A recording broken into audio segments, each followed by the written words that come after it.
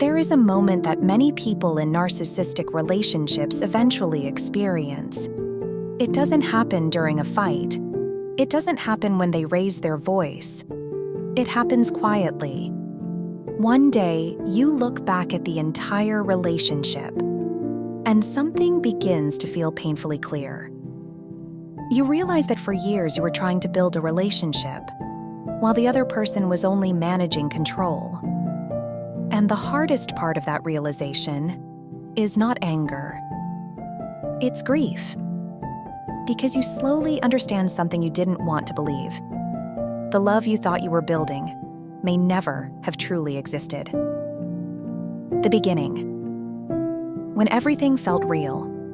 In the beginning, everything feels intense. They seem fascinated by you. They listen closely to your stories. They tell you that they have never met anyone like you before. You feel understood. You feel chosen. Sometimes they even mirror your dreams, your values, your interests. It creates a powerful sense of connection. You believe you have finally found someone who truly sees you. But what you don't realize at the time is that narcissistic personalities are often very skilled at studying people. They learn quickly what matters to you, and they reflect it back like a mirror.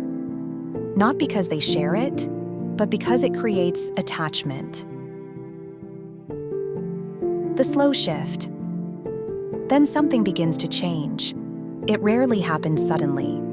Instead, it happens slowly, almost invisibly. Small criticisms begin to appear. Your reactions start being questioned. You are told that you are too sensitive, too emotional, too demanding.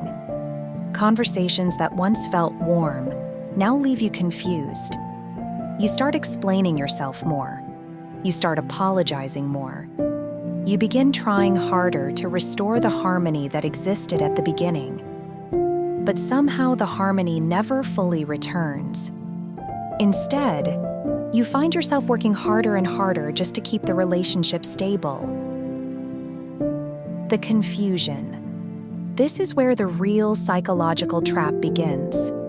Because you remember the beginning. You remember the kindness, the attention, the connection that felt so real. So your mind keeps telling you that the loving person you met must still be there somewhere. You believe that if you just communicate better, try harder, be more patient, things will return to the way they once were.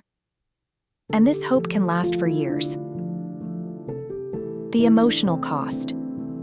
Over time, something inside you begins to change.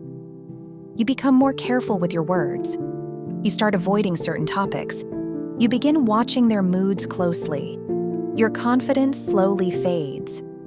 And the strange part is that you may not even recognize how much you have changed, because the shift happened gradually, little by little, conversation by conversation, argument by argument, until one day you realize that the relationship revolves entirely around keeping the other person comfortable, while your own emotional needs quietly disappear.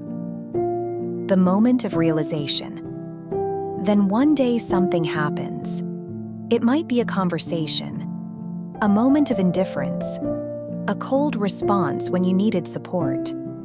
And suddenly a thought appears that you cannot ignore. You realize that the empathy you have been waiting for never truly arrives. Not consistently, not sincerely. And that is when the painful question appears. Was this ever really love? Or was it simply attachment built on control? The grief.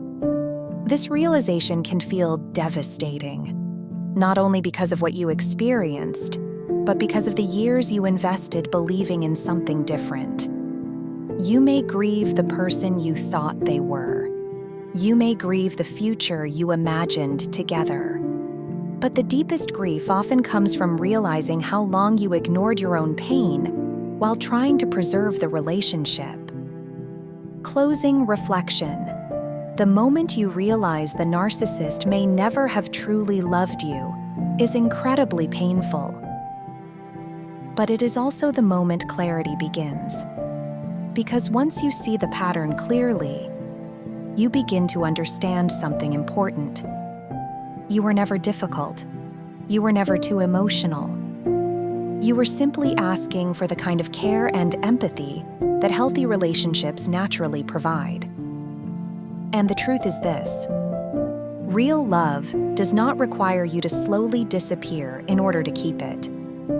Sometimes the end of illusion is the beginning of self-respect, and that is where real healing finally begins.